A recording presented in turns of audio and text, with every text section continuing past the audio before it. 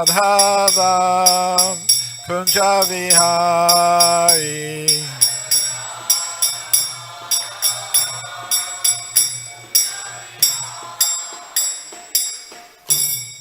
Jayam Vishnupad Paramahamsa Parvajakacharya Astar Sata Sri Srimad His Divine Grace A.C. Bhaktivedanta Swami Prabhupada Ki Jai Anantakoti Vaishnavrinda Ki Jai ISKCON Founder Acharya Srila Prabhupada Ki Jai Grantaraj Srimad Bhagavatam Ki Jai Gaur Premananda. All glories to the assembled devotees. All glories to the assembled devotees. All glories to the assembled devotees. All glories to Sri Sri Guru and Gauranga. Glories to Srila Prabhupada.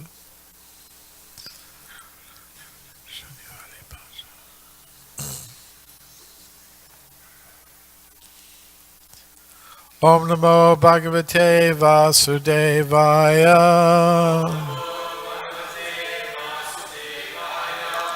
Om Namo Bhagavate Vasudevaya.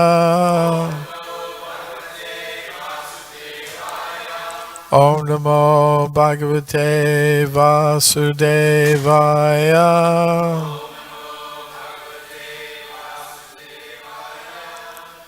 Srimad Bhagavatam, Canto 1, Chapter 1, Questions by the Sages, Text 16. Ko va bhagavatas tasya punya shlokedya karmanaha shudikamo na shrinuyad yasha Kali Malapaham Kova Bhagavatas Tasya Punya Shloke Dyakarmanaha Shurikamo Nashrinuyad Yasha Kali Malapaham Kova Bhagavatas Tasya Punya Shloke Dyakarmanaha Shurikamo Nashrinuyad Yashakali Malapaham Kova Bhagavatas Tasya Punya Shloke Dyakarmanaha Shudikamo Nashrinuyad Yashakali Malapaham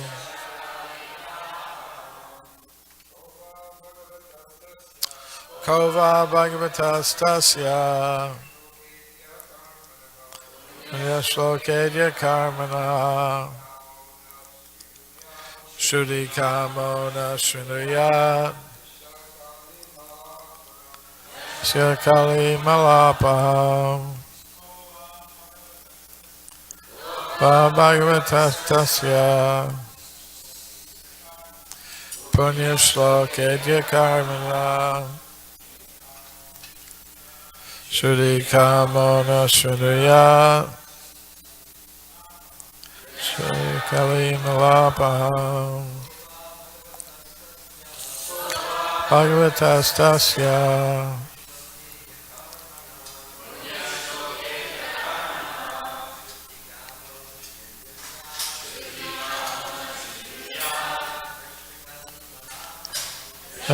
Kali Malapaham Kova Bhagavatas Tasya Yashokena Kama Shanuya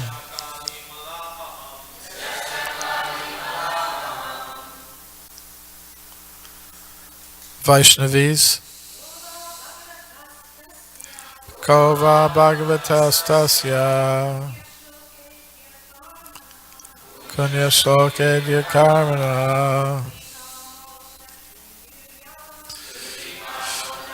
Nuya Yasya Kali Malapam Kova Bhagavatastasya Kunya Shloke Dyakarmana Shudhikamona Shunuya Yasya Kali Malapam Kova Bhagavatastasya Punya Shloke Dyakarmana Shudhikamona Shunuya Yasya Kali Malapam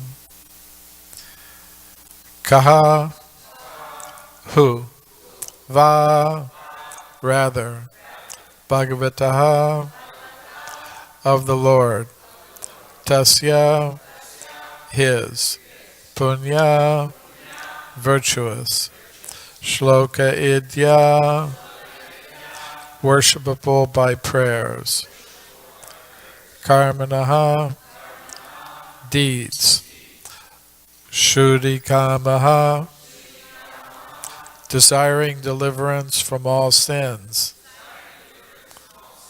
Na not. Shrinuyat does hear. Yashaha glories. Kali of the age of quarrel. Mala'apaham the agent for sanctification.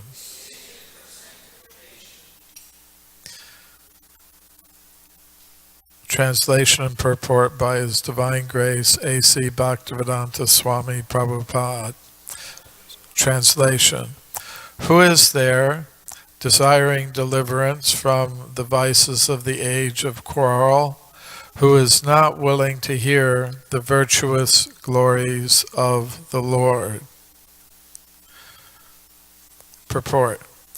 The age of Kali is the most condemned age due to its quarrelsome features. Kali Yuga is so saturated with vicious habits that there is a great fight at the slightest misunderstanding. Those who are engaged in the pure devotional service of the Lord, who are without any desire for self-aggrandizement, and who are freed from the effects of fruitive actions and dry philosophical speculations, are capable of getting out of the estrangements of this complicated age. The leaders of the people are very much anxious to live in peace and friendship, but they have no information of the simple method of hearing the glories of the Lord. On the contrary, such leaders are opposed to the propagation of the glories of the Lord. In other words, foolish leaders want to completely deny the existence of the Lord. In the name of secular state, such leaders are enacting various plans every year, but by the insurmountable intricacies of the material nature of the Lord, all these plans for progress are being constantly frustrated.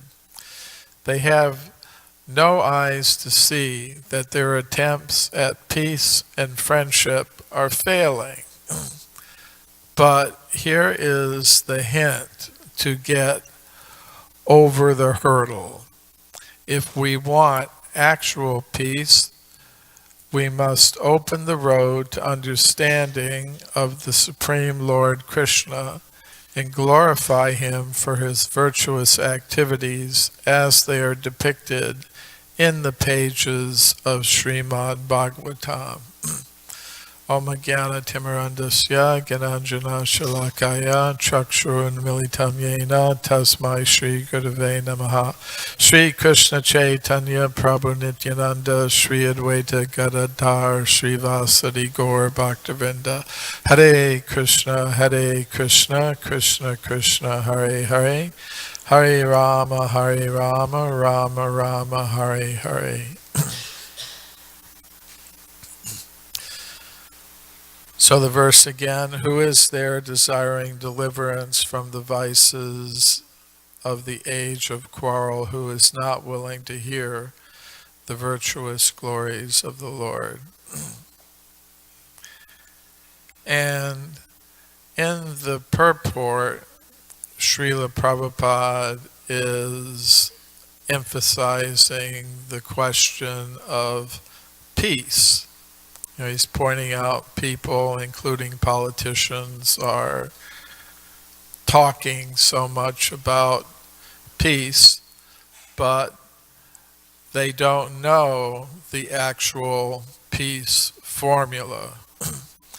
And this is something that Srila Prabhupada very much stressed.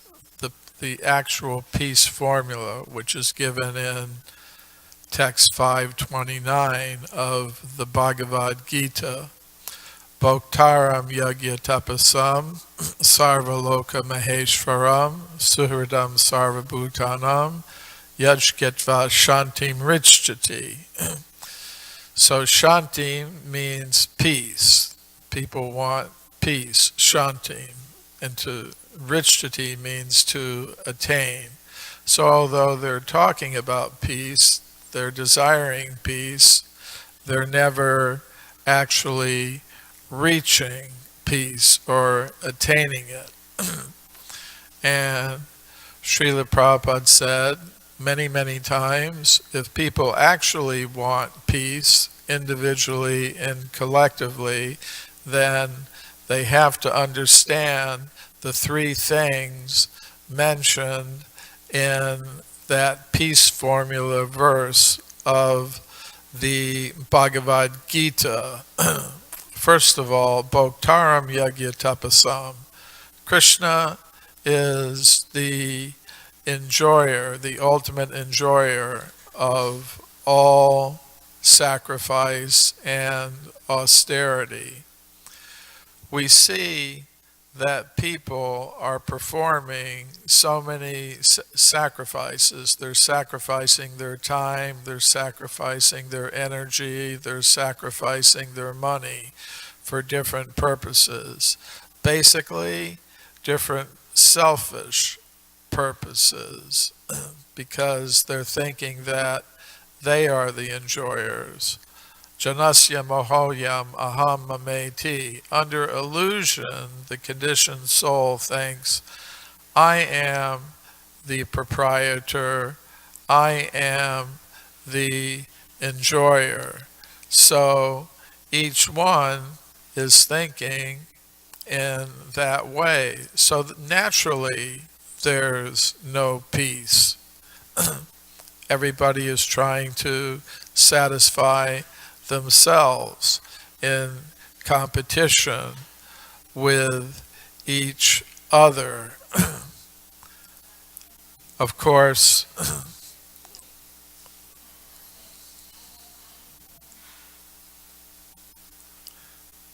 Srila Prabhupada ki jai.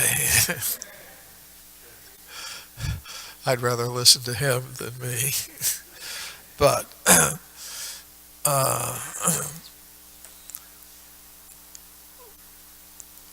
as Srila Prabhupada mentions in the purport, people are being educated in the name of the secular state in atheistic ideas and materialistic ideas about, the nature of the self. Following in the footsteps of Charles Darwin, they're thinking, yes, we are just machines made of matter in competition with each other for survival. So if that's your mentality, how can there be any real peace? The English evolutionary scientist Richard Dawkins said, defining what we are, we are survival machines, robot vehicles blindly programmed to preserve the selfish molecules known as genes. So if that's what you are, if you're just a machine made of matter in competition with all other machines made of matter for survival, then how can you expect any peace in the world? Everyone is putting their own selfish interests first. Like they say, America first. But then in the other countries, they're thinking Russia first, China first, Germany first, France first, and then they expect there'll be peace. So part of the peace formula is to understand that it's Krishna first. And if everybody recognizes that, then there's some chance for actual peace.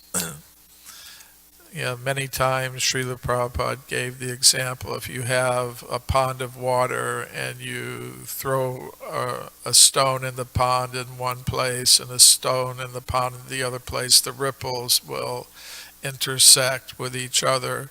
But if everyone throws their stone in the same place, then the ripples expand nicely from the central point and they don't interfere with each other.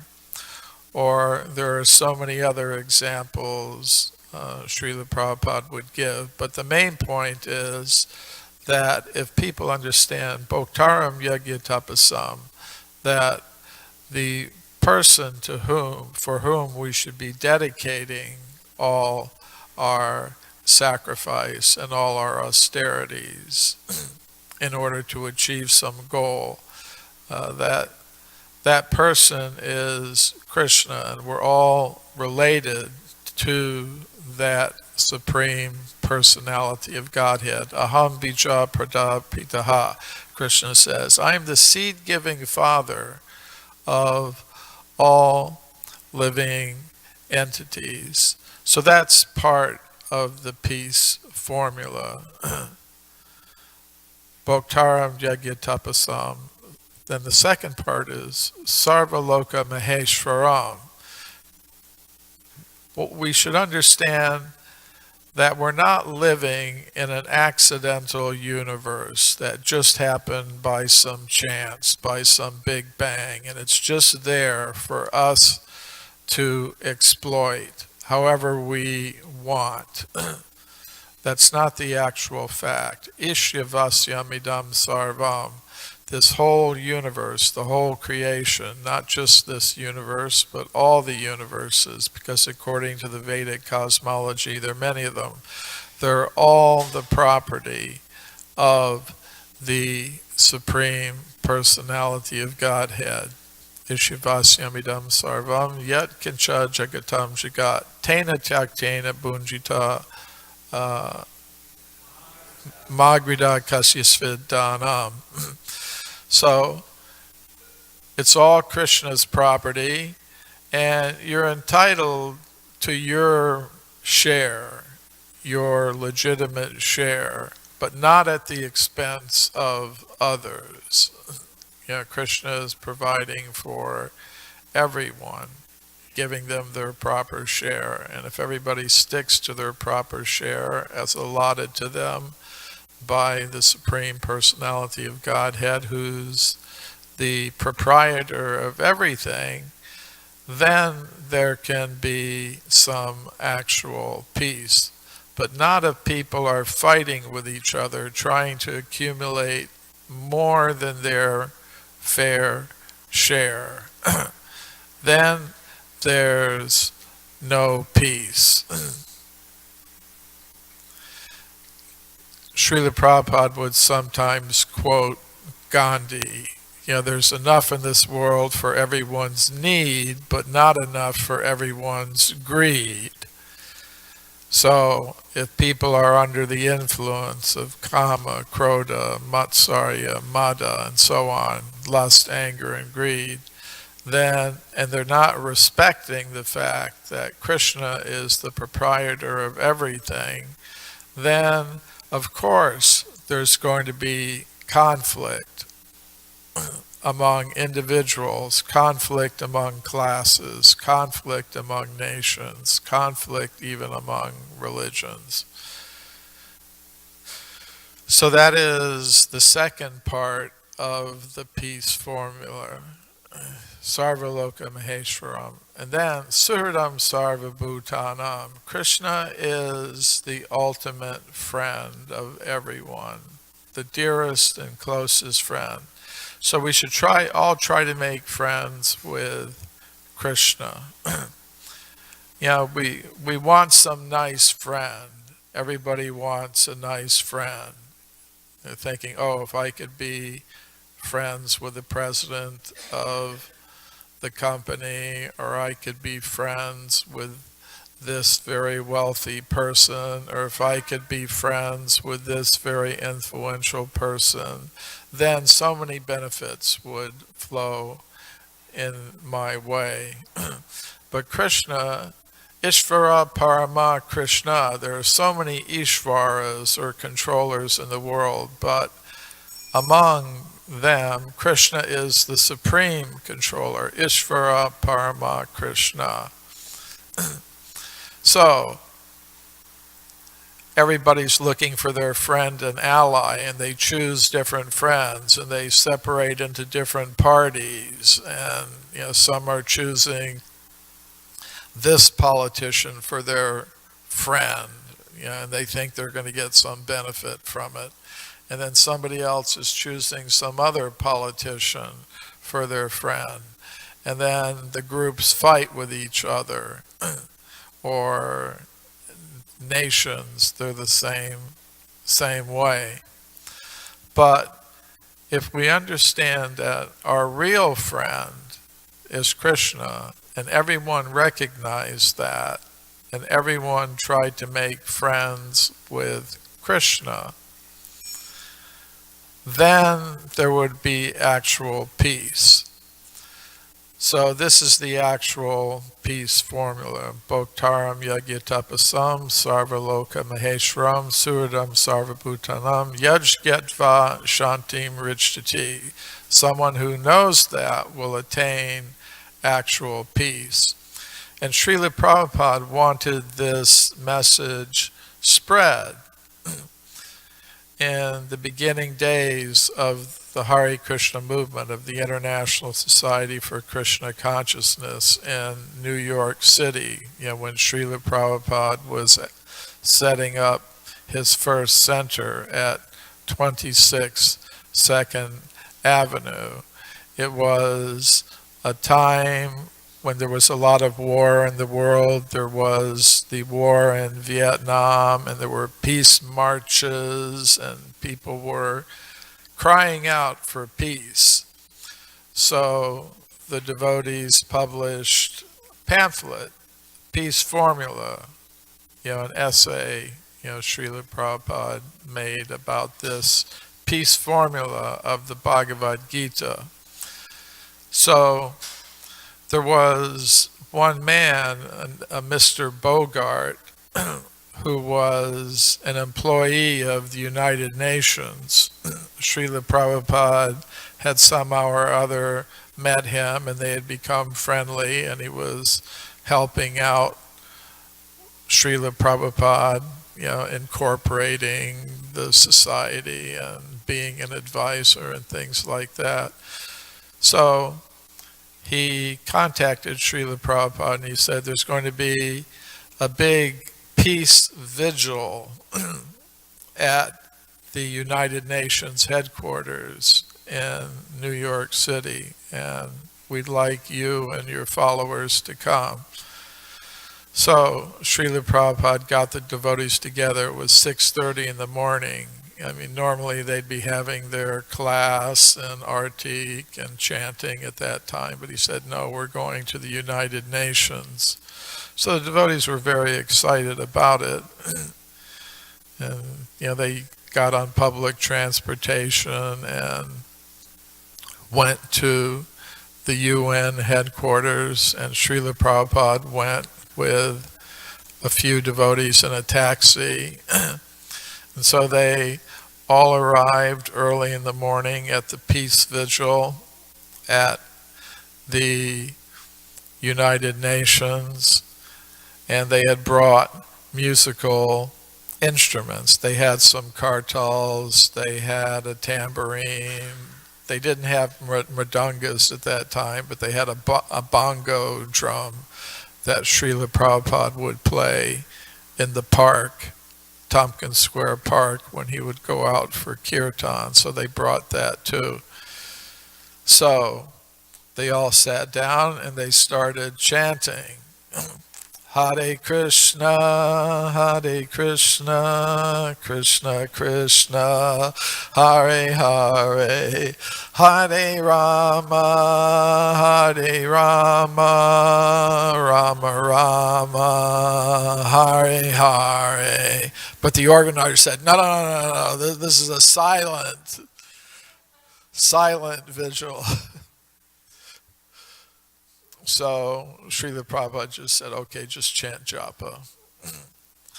And, there were different people speaking there, and they called Srila Prabhupada to speak. And he spoke in a brief way about the peace formula of the Bhagavad Gita. He spoke that. And the devotees were supposed to be there for 2 hours, according to their invitation. So Srila Prabhupada had the devotees stay there for 2 hours, chanting the Hare Krishna mantra on their japa beads. And then afterwards, as the devotees were going back, Srila Prabhupada was in the taxi with some devotees, and he said, actually, we're not so much interested in these peace vigils.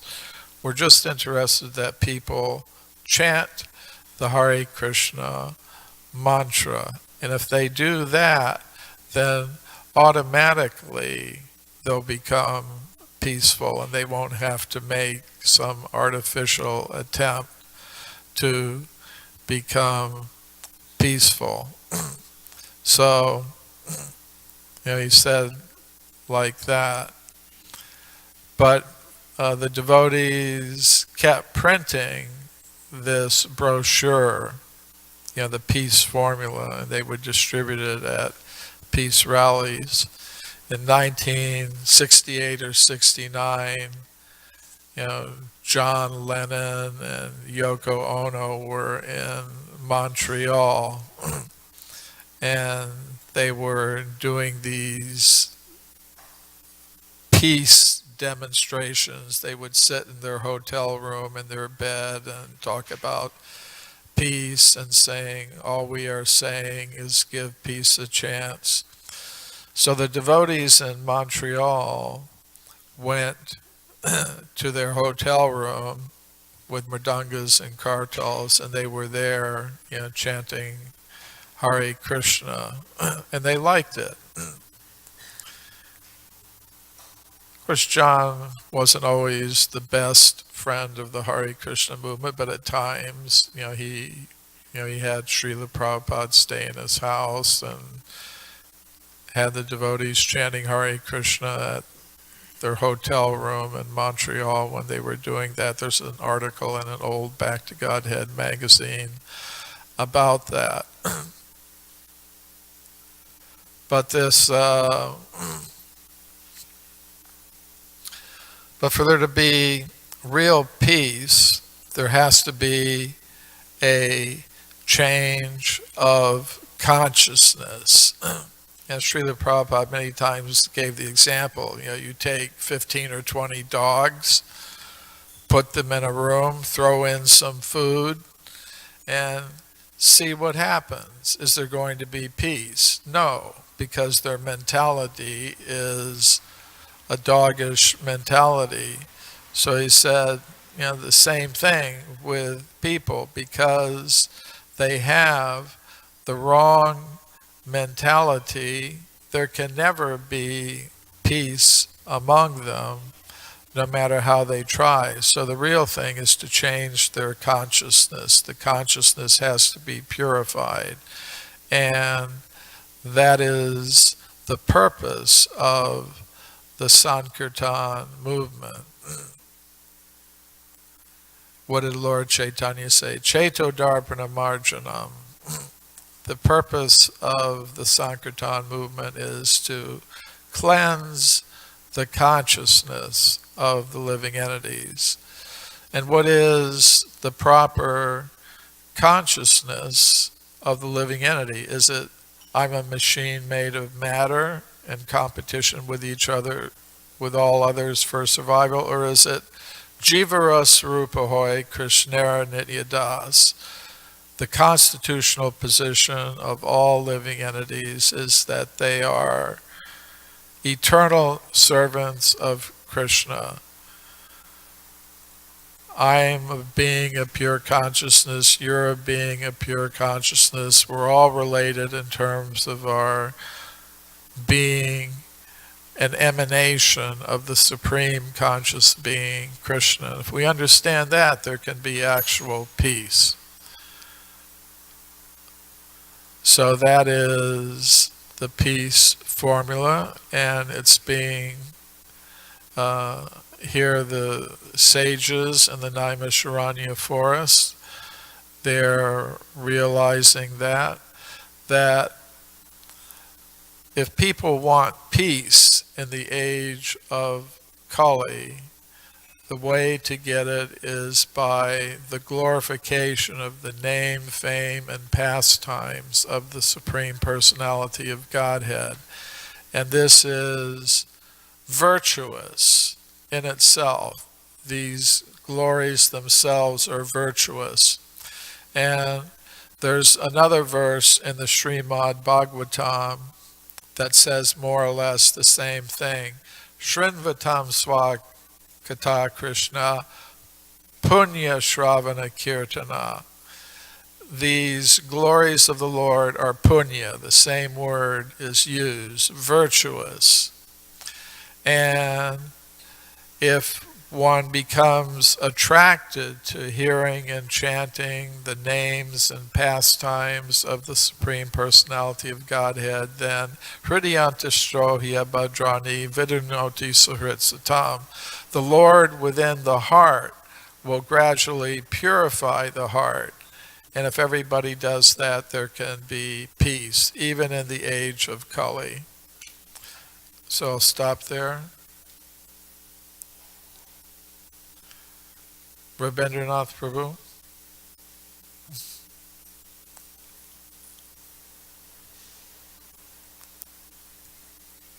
Hare Krishna. So you mentioned how Krishna is the supreme proprietor and everybody should take the legitimate share. So what is that legitimate share? Like one person may have a few $1,000s, another person may have a few $1 billion. So what's the actual amount that one person should have, or how does that work?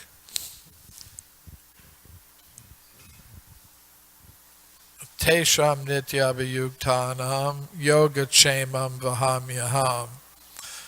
Krishna explains that if one is related to him in transcendental loving service, he will give whatever is required. But Krishna also creates a social and economic system. Chaturvarnya mayashristam guna karma vibhagashaha. So, according to one's position in varna and ashram, one is entitled to certain things. And there's principles that Krishna mentions in the Bhagavatam that economic development should never be used for sense gratification, but just to keep body and soul together, to engage in Krishna consciousness, or that whatever one has in the way of wealth should be engaged in Krishna's service. So there's a whole system.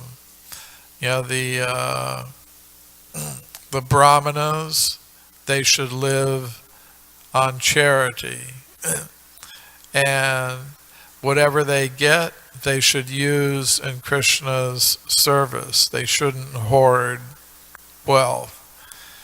The Kshatriyas, they're allowed to have taxes, collect taxes from the general public. But again, it's not that they should just collect taxes for squandering on all kinds of useless things.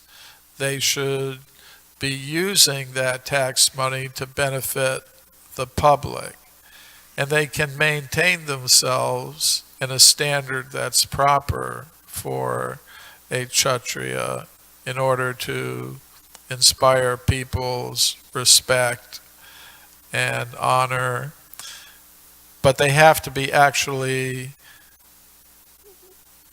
ruling according to proper Vedic principles. The Vaishyas are allowed to trade and keep a little profit, but they can also, they can be taxed up to 25% by the Kshatriyas. And then the Sudras, artisans and laborers, according to the Varnashram system, their proper share is they should be given means of life. They should be properly supported. They should have food, they should have shelter, they should be taken care of. And then there's also ashram that has to be considered. The brahmacharis, they're not supposed to accumulate wealth. They're supposed to collect on behalf of the spiritual master and be taken care of by the spiritual master. The householders, they're allowed to accumulate wealth, but there are principles there that Srila Prabhupada often mentioned. A certain percentage, 50% should be given for spiritual purpose, 25% kept for emergencies, 25% for their personal, there are principles there. Then Vanaprast retires from all that, and sannyasis, they may accumulate wealth, but it's to be used 100% in Krishna's service. So there are many different principles that apply. You can't just say, look at a person and say, your share is this or that. One has to take into account the person's karma, maybe from past pious activities. They're in a situation where they have a lot of wealth as a householder, but then you see, what do they do with it?